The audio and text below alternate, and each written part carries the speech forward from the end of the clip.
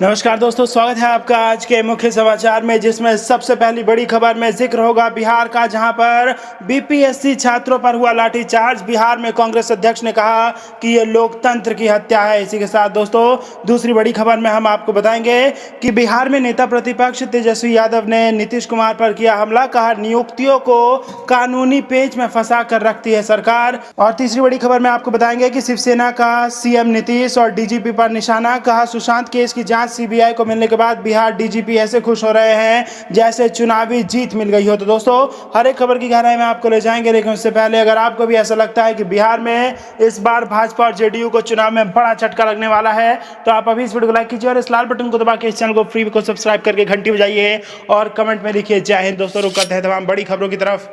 Patna BPSC छात्रों पर लाठीचार्ज, बिहार कांग्रेस अध्यक्ष बोले लोकतंत्र की हत्या। जी हां दोस्तों, पटना में बीपीएससी परीक्षार्थियों पर पुलिस ने लाठीचार्ज किया। युवा कांग्रेस के प्रदेश अध्यक्ष गुंजन पटेल के साथ अन्य नेताओं की भी गिरफ्तारी की गई। बिहार कांग्रेस अध्यक्ष डॉक्टर मदन मोहन झा ने छात्रों के साथ की गई मारपीट को लोकतंत्र की हत्या बताया गया है। मदन झा ने इस घटना के लिए कड़ी निंदा की है। पटना में बुधवार को बीपीएससी दफ्तर के बाहर रिजल्ट की मांग को लेकर छात्र प्रदर्शन कर रहे थे। छात्रों पर पटना पुलिस ने लाठीचार्ज किया, जिससे कई छात्र गंभीर रूप से घायल हो गए हैं। कांग्रेस अध्यक्ष मदन मोहन ने बताया कि कई छात्रों की गिरफ्तारी भी की गई है, जिसमें कांग्रेस के युवा नेता भी शामिल हैं। मिली जानकारी के अनुसार 2018 में आयोजित बीपीएससी के सिविल इंजीनियरिंग परीक्षा का परिणाम घोषित नहीं हुआ है, जिससे कई छात्रों के भविष्य को नुकसान पहुंच रहा है। रुख करते हैं अगली खबर की तरफ। नेता प्रतिपक्ष तेजस्वी का हमला, कहा नियुक्तियों को कानूनी पेच में फंसाकर रखती है सरकार। जी हां दोस्तों, नेता प्रतिपक्ष तेजस्वी यादव ने आरोप लगाया है कि युवाओं और बेरोजगारों के प्रति सरकार की बेरुखी पराकाष्ठा पार कर चुकी है।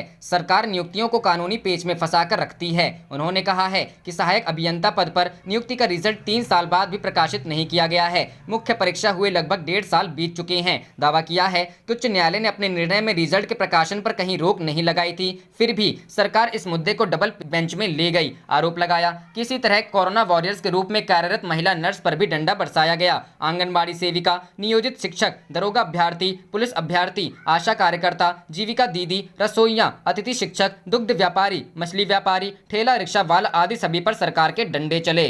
रुख करते हैं अगली खबर की तरफ। सुशांत केस की जांच सीबीआई को मिलने के बाद बिहार डीजीपी ऐसे खुश हो रहे जैसे चुनावी जीत मिल गई हो। शिवसेना ने साधा निशाना। जी हां दोस्तों, सुशांत सिंह राजपूत केस में सुप्रीम कोर्ट ने एक दिन पहले बड़ा फैसला सुनाते हुए जांच सीबीआई को सौंप दी। अब इस केस में बार बार दखल देने के लिए शिवसेना ने बिहार सरकार और डीजीपी गुप्तेश्वर पांडे पर गुस्सा जाहिर किया है। शिवसेना के मुखपत्र सामना में छपे लेख में गुरुवार को कहा गया कि बॉलीवुड एक्टर की मौत की जांच में बिहार पुलिस का आना देश के संघीय ढांचे के असमान है। इसमें यह भी कहा गया है कि मुंबई पुलिस अपना काम ईमानदारी से कर रही थी, इसके बावजूद केस को सीबीआई को ट्रांसफर कर दिया गया। सामना में कहा गया कि सुप्रीम कोर्ट का फैसला आने के बाद बिहार डीजीपी इस तरह बर्ताव कर रहे हैं जैसे उन्होंने कोई चुनावी जीत हासिल कर ली हो। सामना में कहा गया कि महाराष्ट्र वह राज्य है जहां बाबा साहेब अंबेडकर का जन्म हुआ था। आज यही महाराष्ट्र है जहां केंद्रीय एजेंसियां और कुछ लोग संघीय ढांचे पर हमला कर रही हैं। सामना में यह भी कहा गया है कि सीबीआई ने पहले भी कई बार महाराष्ट्र में जांच की है और हम इसका विरोध नहीं करते, लेकिन इस बार सीबीआई को जबरदस्ती यह केस देकर मुंबई पुलिस और राज्य सरकार की छवि बिगाड़ने की कोशिश की गई है। शिवसेना की तरफ से कहा गया है कि मुंबई पुलिस की जांच बेहतरीन रही है और अचानक सीबीआई को केस देना ठीक नहीं है। गौरतलब है कि महाविकास अघाड़ी के नेता सीबीआई के साथ सहयोग करने की बात कह चुके हैं। हालांकि सामना में सीबीआई की जांच पर सवाल उठाए गए हैं। इसमें कहा गया है कि सीबीआई पहले ही बिहार में कई केसों की जांच कर रही है, उनका नतीजा क्या रहा है, वहां कितने मामलों की जांच के नतीजे आए हैं। बता दें कि सुप्रीम कोर्ट ने एक दिन पहले ही सुशांत केस की जांच सुप्रीम कोर्ट को सौंपते हुए कहा था कि यह सुनिश्चित करना जरूरी है कि सुशांत की मौत के रहस्य की छानबीन के लिए कोई भी राज्य पुलिस उसकी जांच में दखल ना दे। सुप्रीम कोर्ट ने कहा कि बिहार सरकार को पूरा अधिकार है कि वह सुशांत के पिता की शिकायत पर दर्ज केस को सीबीआई को रेफर करे। सुप्रीम कोर्ट ने कहा कि सीबीआई न सिर्फ पटना के एफआईआर मामले की जांच के लिए सक्षम है, बल्कि आगे भी कोई केस दर्ज होता है तो भी इस पूरे मामले को सीबीआई ही देखेगी। रुख करते हैं अगली खबर की तरफ। राजीव गांधी को राहुल गांधी की श्रद्धांजलि, कहा हम उन्हें रोज याद करते हैं। जी हां दोस्तों, कांग्रेस के पूर्व अध्यक्ष राहुल गांधी ने पूर्व प्रधानमंत्री राजीव गांधी की जयंती पर उन्हें नमन किया। राहुल ने ट्वीट कर अपने पिता को श्रद्धांजलि दी। वायनाड सांसद ने कहा, राजीव गांधी अपने समय से काफी आगे के व्यक्ति थे, लेकिन सबसे बढ़कर वह एक दयालु और प्यार करने वाले इंसान थे। मैं उनका बेटा होकर बहुत भाग्यशाली हूँ। मुझे अपने पिता पर गर्व है। हम उन्हें आज और रोज याद करते हैं। रुक करते हैं अगली खबर की तरफ। सीएम शिवराज की नई नीति से मध्य प्रदेश में नौकरी नहीं कर पाएंगे 3 लाख रजिस्टर्ड बेरोजगार। जी हां दोस्तों, मध्य प्रदेश में शिवराज सिंह चौहान सरकार ने देर से ही सही प्रदेश के मूल निवासी प्रमाण पत्र रखने वाले युवाओं को ही सरकारी नौकरियां देने का ऐलान किया है। हालांकि सरकार के सामने सबसे बड़ी चुनौती प्रदेश के लाखों बेरोजगार युवाओं को रोजगार देने की है। रोजगार पंजीयन कार्यालय में 32,75,000 से ज्यादा बेरोजगार युवा रजिस्टर्ड हैं। इनमें मध्य प्रदेश के मूल निवासी 29,81,000 हैं, यानी कि करीब 3 लाख रजिस्टर्ड बेरोजगार युवा दूसरे राज्य के हैं, जिन्हें शिवराज सरकार की नई नीति के लागू होने के बाद प्रदेश की सरकारी नौकरियों के लिए पात्रता नहीं होगी। मध्य प्रदेश में रोजगार कार्यालय में बाहरी राज्यों के उम्मीदवार भी पंजीयन करा रहे हैं। साल 2014 से रोजगार पंजीयन में रोजगार के लिए रजिस्टर करने की व्यवस्था ऑनलाइन कर दी गई है, जिसके बाद से बाहरी उम्मीदवार अपने आप को मध्य प्रदेश के किसी भी जिले का मूल निवासी बताकर पंजीयन करा रहे हैं। इसमें मार्कशीट, मूल निवासी जैसे दूसरे डॉक्यूमेंट अपलोड करने की शर्त भी नहीं रखी गई है, जबकि दूसरे राज्यों में कक्षा 10वीं की मार्कशीट अनिवार्य की गई है। रुख करते हैं अगली खबर की तरफ। उत्तर प्रदेश विधानसभा पर सपा का प्रदर्शन, क्राइम बेरोजगारी का उठाया मुद्दा। जी हां दोस्तों, उत्तर प्रदेश विधानसभा का सत्र आज से शुरू हो रहा है। कानून व्यवस्था के सवाल पर समाजवादी पार्टी आज विधानसभा पर प्रदर्शन कर रही है। सपा के प्रदेश अध्यक्ष नरेश उत्तम पटेल की अगुवाई में विधायक और विधान परिषद सदस्य प्रदर्शन कर रहे हैं। इन लोगों ने हाथों में तख्तियां ली हैं। प्रदर्शन कर रहे समाजवादियों का आरोप है कि बीजेपी सरकार कोरोना की आड़ में लूटपाट कर रही है। पूरे प्रदेश में जंगलराज चरम पर है। हर तरफ भ्रष्टाचार का बोलबाला है। पढ़े लिखे नौजवानों को रोजगार नहीं मिल रहा है, वह घर पर बैठे हैं। सपा ने योगी सरकार को रोजगार विनाशक सरकार बताया। वहीं सपा प्रदेश अध्यक्ष नरेश उत्तम पटेल ने कहा कि यूपी में सरकार नहीं, गुंडों का राज है। कोरोना से यूपी बेहाल है। भाजपा का विकास मॉडल झूठा है। भाजपा ने जनता को सिर्फ लूटा है। भ्रष्टाचार, अत्याचार अपने चरम पर है। उन्होंने पूछा कि प्रदेश के युवाओं को कब रोजगार मिलेगा। सपा के राष्ट्रीय अध्यक्ष अखिलेश यादव ने कहा कि विधानसभा का ये सत्र कई मायनों में ऐतिहासिक होगा। सरकार को कोरोना, बेकारी, बेरोजगारी, जातीय उत्पीड़न व बेहाल कानून व्यवस्था के मोर्चे पर विपक्ष के साथ अपने लोगों के सवालों का भी जवाब देना होगा। सपा अध्यक्ष अखिलेश यादव ने योगी सरकार के एनकाउंटर पॉलिसी पर सवाल उठाते हुए कहा कि भाजपा सरकार की ठोको नीति सुलह के स्थान पर आंतरिक कलह का कारण बन गई है। रुख करते हैं अगली खबर की तरफ। कन्यादान योजना पर सियासत तेज, शिवराज के मंत्री बोले 51,000 बहुत ज्यादा। जी हां दोस्तों, मध्य प्रदेश में अब मुख्यमंत्री विवाह निकाह योजना पर सियासत शुरू हो गई है। दरअसल शिवराज सरकार के सामाजिक न्याय मंत्री ने कहा है कि इस योजना के तहत दी जा रही 51,000 रुपए की राशि बहुत ज्यादा है। मंत्री के इस बयान के बाद कमलनाथ समेत पूरी कांग्रेस पार्टी शिवराज सरकार पर हमलावर हो चुकी है। मुख्यमंत्री शिवराज सिंह चौहान की सबसे पसंदीदा योजनाओं में से एक है मुख्यमंत्री कन्यादान योजना। इस महत्वपूर्ण योजना के तहत मध्य प्रदेश के निर्धन और कमजोर परिवारों के बच्चों का सामूहिक विवाह और निकाह करवाया जाता है। पिछली शिवराज सरकार में इस योजना के तहत 28,000 रुपए की राशि दी जाती थी, लेकिन कमलनाथ सरकार ने इसमें बढ़ोतरी करते हुए राशि को 51,000 रुपए कर दिया था। शिवराज सरकार के मंत्री प्रेम सिंह पटेल को यही 51,000 रुपए की राशि अब ज्यादा लग रही है। आज तक से बात करते हुए सामाजिक न्याय मंत्री प्रेम सिंह पटेल ने कहा कि 51,000 रुपए बहुत ज्यादा होते हैं। हम जनता को गुमराह करने वाले लोग नहीं हैं। हम इस पर विचार करेंगे, लेकिन शादियां नहीं रुकेंगी। रुख करते हैं अगली खबर की तरफ। कमलनाथ ने सीएम शिवराज को लिखा पत्र, किसानों को लेकर की यह मांग। जी हां दोस्तों, पूर्व मुख्यमंत्री कमलनाथ ने नष्ट सोयाबीन फसलों का तत्काल सर्वे करवाकर किसानों को राहत राशि देने की मांग की है। उन्होंने सीएम शिवराज को पत्र के माध्यम से मांग करते हुए कहा है कि यह सही वक्त है जब कांग्रेस द्वारा की गई कर्ज माफी की प्रक्रिया तत्काल शुरू की जाए, ताकि किसानों के नुकसान की पूरी भरपाई हो सके। कमलनाथ ने अपने पत्र में कहा कि सीहोर, देवास, हरदा, होशंगाबाद सहित प्रदेश के सोयाबीन उत्पादक जिलों में पीला मोजेक रोग एवं तना छेदक मक्खी के कारण किसानों की सोयाबीन की फसल पूरी तरह नष्ट हो गई है। इसके कारण किसान जिन्होंने कर्ज लेकर सोयाबीन की फसल उगाई थी उनके सामने संकट खड़ा हो गया है। यह संकट इसलिए भी अधिक गंभीर है क्योंकि हमारे प्रदेश के किसान कोरोना महामारी के काल में उपज की बिक्री न होने और फसल का उचित मूल्य न मिल पाने से पहले से ही परेशान था। उन्होंने कहा कि किसानों का हितैषी बनने का दावा करने वाली भाजपा सरकार ने विकट परिस्थितियों में भी अब तक किसानों को कोई राहत प्रदान नहीं की है, न ही इस दिशा में कोई प्रयास किए जा रहे हैं। पूर्व मुख्यमंत्री ने सीएम शिवराज को पूर्व की घोषणा की याद दिलाते हुए कहा कि इसके पूर्व भी मुख्यमंत्री ने उड़द एवं मूंग को भी समर्थन मूल्य कर खरीदी करने की घोषणा की थी, लेकिन आदतनुसार यह घोषणा भी पूरी नहीं की गई। समय पर मक्का खरीदी न होने के कारण मक्का किसानों को समर्थन मूल्य का लाभ भी नहीं मिल पाया। स्पष्ट है कि भाजपा सरकार की नीयत और नीति किसानों के प्रति असंवेदनशील है। कमलनाथ ने कहा कि कांग्रेस सरकार द्वारा किसानों के कर्ज माफ करने के लिए शुरू की गई जय किसान फसल ऋण माफी योजना भी भाजपा ने सरकार में आने के बाद बंद कर दी। उन्होंने कहा कि इस संकट के समय में सरकार को चाहिए कि वह कर्ज माफी की प्रक्रिया फिर से शुरू करे और जून 2020 से शुरू होने वाले तीसरे चरण के कर्ज माफी की प्रक्रिया प्रारंभ करें। उन्होंने फसल बीमा का लाभ भी किसानों को विलंब देने की मांग की। रुख करते हैं अगली खबर की तरफ। अपने विधानसभा क्षेत्र टोंक पहुंचे सचिन पायलट, एक झलक पाने को उमड़ा जन सैलाब। 4 घंटे में पूरा हुआ 1 घंटे का सफर। जी हां दोस्तों, राजस्थान में कांग्रेस पार्टी के अंदरूनी कलह और सत्ता संघर्ष के खात्मे के बाद पूर्व उप मुख्यमंत्री सचिन पायलट फिर से सरकार और पार्टी के साथ जुड़ गए हैं। वह बुधवार को अपने विधानसभा क्षेत्र टोंक पहुंचे, जहां समर्थकों ने उनका जोरदार स्वागत किया। सचिन पायलट की एक झलक पाने के लिए करीब 100 किलोमीटर लंबे रास्ते में लोग सड़क किनारे खड़े हुए थे। 1 घंटे का सफर 4 घंटे में पूरा हुआ। टोंक पहुंचकर सचिन पायलट ने कहा कि जो कुछ हुआ वह अतीत की बात है, अब सब कुछ हमने कांग्रेस आलाकमान सोनिया गांधी पर छोड़ दिया है। पायलट ने संवाददाताओं से बातचीत में कहा, मैं कांग्रेस अध्यक्ष को धन्यवाद देना चाहता हूं कि उन्होंने बहुत जल्द हमारी मांग पर कार्रवाई की है और अखिल भारतीय कांग्रेस कमेटी की 3 सदस्यीय कमेटी का गठन हुआ है। कमेटी अपने आप चर्चा करके निर्णय करेगी कैसे उनको काम करना है। उन्होंने कहा, जो हमें कहना सुनना है वो पार्टी के मंच पर उस कमेटी के माध्यम से आला कमान तक बात पहुंचाएंगे और उसके बाद जो रोड मैप उन्होंने तैयार किया है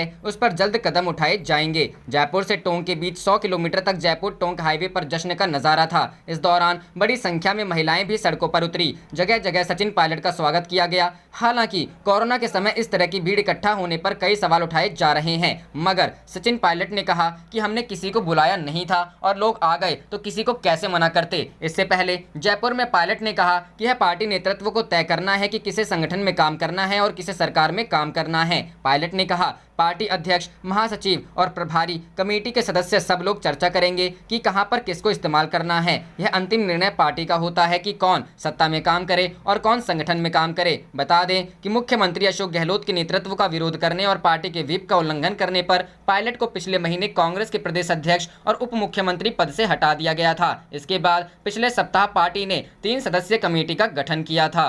रुख करते हैं अगली खबर की तरफ। न्यायपालिका की साख को लेकर सवाल उठाया जाना चिंता का विषय, गहलोत। जी हां दोस्तों, राजस्थान के मुख्यमंत्री अशोक गहलोत ने बुधवार को कहा कि न्यायपालिका की विश्वसनीयता के बारे में उठाए जा रहे सवालों को गंभीर चिंता का विषय कहना लोकतंत्र के हित में नहीं है। इस संबंध में एक ट्वीट में गहलोत ने कहा, हाल ही में कुछ प्रतिष्ठित वकीलों और बुद्धिजीवियों ने न्यायपालिका की विश्वसनीयता पर सवाल उठाए हैं, जो हम सभी के लिए गंभीर चिंता का विषय है। मेरी राय में यह लोकतंत्र के हित में नहीं है। गहलोत के अनुसार लोकतंत्र और संविधान निर्बाध रूप से तभी काम करते हैं जब लोगों को संवैधानिक संस्थाओं में विश्वास हो। मुख्यमंत्री ने एक ट्वीट में लिखा, देश के सर्वोच्च न्यायालय को भारतीय संविधान का संरक्षक और अभिभावक माना जाता है। लोग न्यायपालिका को बहुत विश्वास के साथ देखते हैं और उन्हें इसमें बहुत विश्वास है। रुख करते हैं अगली खबर की तरफ। चिराग पासवान ने सीएम नीतीश पर फिर साधा निशाना, कहा सोशल डिस्टेंसिंग के साथ जेडीयू की सभा हो सकती है, लोजपा की नहीं। जी हां दोस्तों, लोजपा अध्यक्ष चिराग पासवान ने चुनाव आयोग के बहाने एक बार फिर जेडीयू पर तंज कसा है। उन्होंने कहा कि सोशल डिस्टेंसिंग का पालन कर जेडीयू की सभा हो सकती है, लोजपा की नहीं। लोजपा की सभाओं में इतनी भीड़ होती है कि सोशल डिस्टेंसिंग संभव नहीं रह जाता। मुख्यमंत्री के पास इतनी व्यवस्था होती है कि वह इसका पालन करा सकते हैं, लिहाजा जेडीयू के लिए सोशल डिस्टेंसिंग के साथ सभा करना कठिन नहीं है। चिराग पासवान मीडिया कर्मियों से दिल्ली में बात कर रहे थे। चुनाव आयोग द्वारा राजनीतिक दलों के सुझाव पर गाइडलाइन जारी करने के बारे में पूछने पर उन्होंने कहा कि मेरी पार्टी ने आयोग में अपना पक्ष रख दिया है। वर्तमान परिस्थिति बिहार में चुनाव कराने लायक नहीं है। कोरोना का संकट बढ़ता जा रहा है, ऐसे में सोशल डिस्टेंसिंग से सभा करना लोजपा के लिए कठिन है। उन्होंने कहा कि पटना में इस बार पार्टी नेताओं की बैठक में इसका पालन कराना कठिन हो रहा था। जमुई क्षेत्र में भी सभा में काफी भीड़ जुट गई। लोजपा की जहां भी सभा होती है, काफी लोग जमा होते हैं। ऐसे में सोशल डिस्टेंसिंग कठिन है। एनडीए को कॉमन मिनिमम प्रोग्राम बनाना चाहिए। लोजपा अध्यक्ष चिराग पासवान ने अंग्रेजी अखबार इंडियन एक्सप्रेस को दिए एक इंटरव्यू में कहा कि एनडीए के 3 पार्टियां अगर एक साथ चुनाव लड़ने जा रही हैं तो एजेंडा भी तीनों का होगा। बिहार में अब किसी एक व्यक्ति का एजेंडा नहीं चलने वाला है। एनडीए को मिल बैठकर एक कॉमन मिनिमम प्रोग्राम बनाना होगा, वह भी चुनाव से पहले। उन्होंने कहा कि अभी ये तय नहीं हुआ तो चुनाव के बाद तो तय ही नहीं होगा। उन्होंने कहा कि बिहार में एनडीए या ऐसे किसी गठबंधन की सरकार बनेगी जिसमें लोजपा शामिल होगी तो कॉमन मिनिमम प्रोग्राम के आधार पर बनेगी और चलेगी। बाढ़ और कोरोना संकट पर नीतीश सरकार पर हमलावर उठाए सवाल। वहीं चिराग पासवान एक बार फिर कोरोना संकट और बाढ़ को लेकर नीतीश सरकार को कटघरे में खड़ा किया। उन्होंने सवाल उठाते हुए कहा कि नीतीश कुमार कोरोना संक्रमण और बाढ़ के मामले से निपटने में फेल रहे हैं। कहा कि कोरोना मामले में टेस्टिंग के बाद कुछ नहीं किया गया है। क्वारंटीन सेंटर से भयावह रिपोर्ट्स आ रही हैं। एक दिन भी ऐसा नहीं होता जिस दिन बिहार के अस्पतालों की खराब तस्वीरें सामने न आए। वहीं उन्होंने बिहार में बाढ़ को लेकर कहा कि हम हर साल ऐसी ही तस्वीर देखते हैं। नीतीश कुमार 15 साल में सत्ता पर हैं, उन्हें अच्छा खासा अनुभव भी है। इसके बावजूद क्या बदलाव आया? मैंने बार बार बिहार की नदियों को आपस में जोड़ने के लिए पत्र लिखा है, जिसे अमल में लाना चाहिए था। अगले साल भी बाढ़ के ऐसे ही हालात रहेंगे।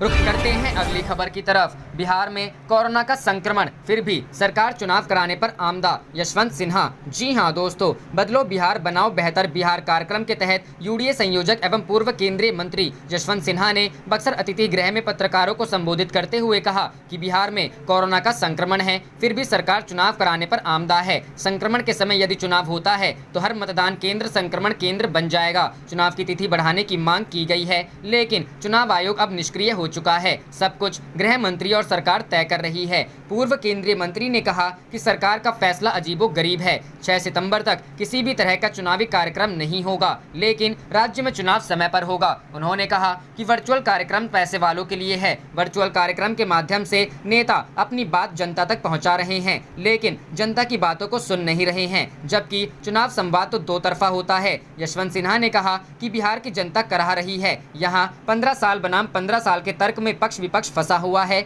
जबकि हमें एक बेहतर बिहार चाहिए। पिछले 15 सालों में रोजगार, स्वास्थ्य, शिक्षा, कृषि, कानून व्यवस्था की स्थिति बदहाल हुई है। अस्पतालों की स्थिति खराब है। भ्रष्टाचार चरम पर है। पूर्व केंद्रीय मंत्री ने कहा कि ऐसे में हम बेहतर बिहार बनाने के लिए हम बुद्धिजीवियों से सुझाव ले रहे हैं। अपराध मुक्त बिहार के लिए अपराधियों को बिहार से बाहर करना होगा। यूडीए में भ्रष्टाचारियों का स्वागत नहीं है। उन्होंने कहा कि बेहतर बिहार के लिए शिक्षा, स्वास्थ्य, कृषि सबका एक विजन डॉक्यूमेंट्री तैयार किया जा रहा है। यूडीए 5 सालों में एक बेहतर बिहार देना चाहता है। रुख करते हैं अगली खबर की तरफ। उत्तर प्रदेश में बाढ़ से गाँव डूबे, फसलें बर्बाद, मुख्यमंत्री बैठक कर निभा रहे औपचारिकता। अखिलेश। जी हाँ दोस्तों, समाजवादी पार्टी के राष्ट्रीय अध्यक्ष एवं पूर्व मुख्यमंत्री अखिलेश यादव ने बुधवार को कहा कि उत्तर प्रदेश में गांव बेहाल है। कई जनपदों में नदियों में उफान से गांव के गांव डूब गए हैं, फसलें बर्बाद हो गई हैं। इससे पहले किसान ओलावृष्टि, अतिवृष्टि का शिकार हो चुका है। उसे अपनी चौपट फसलों का अभी तक मुआवजा भी नहीं मिला है। उन्होंने कहा कि पशुधन का नुकसान अलग से हुआ है।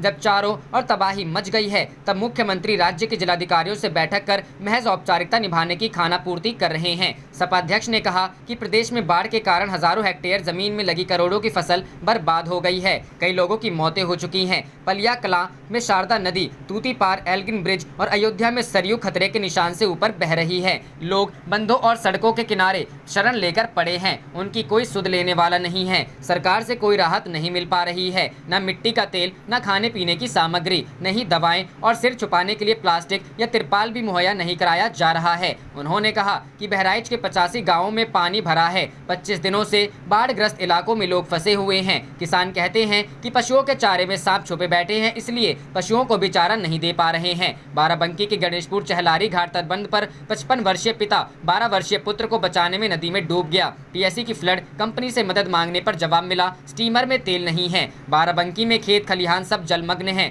राहत में सड़े आलू दिए गए हैं। गाजियाबाद में पानी चौकी तक में घुस गया। हापुड़ में 30 किलोमीटर तक पानी ही पानी दिखाई दे रहा है। श्रावस्ती में राप्ती नदी उफान पर है। गोंडा में घाघरा नदी की बाढ़ में सैकड़ों गांव फंसे हैं। करनैलगंज में 2000 की आबादी इसकी चपेट में है। बहराइच में सरयू नदी उफान पर है, जिससे 70 गांव डूब गए हैं। देवरिया में हजारों बीघा जमीन पानी में डूब गई है। कासगंज में बाढ़ से भारी नुकसान हुआ है। बस्ती में सरयू नदी का कहर है। आजमगढ़ में तमाम मकान जल भराव से गिर गए हैं। रहने का ठिकाना नहीं है। पशु भी चारे के अभाव में मर रहे हैं। खेती चौपट है। धान एवं गन्ना की फसल बर्बाद हो गई है। आदमी व पशु बीमार पड़ रहे हैं। उनकी चिकित्सा दवा की कोई व्यवस्था नहीं है। इस सबसे सरकार बेपरवाह है। गांव की बैदहाली में भी भाजपा सरकार अपना राजनीतिक स्वार्थ साधन करने से नहीं चूक रही है। यह संवेदन शून्यता की पराकाष्ठा है।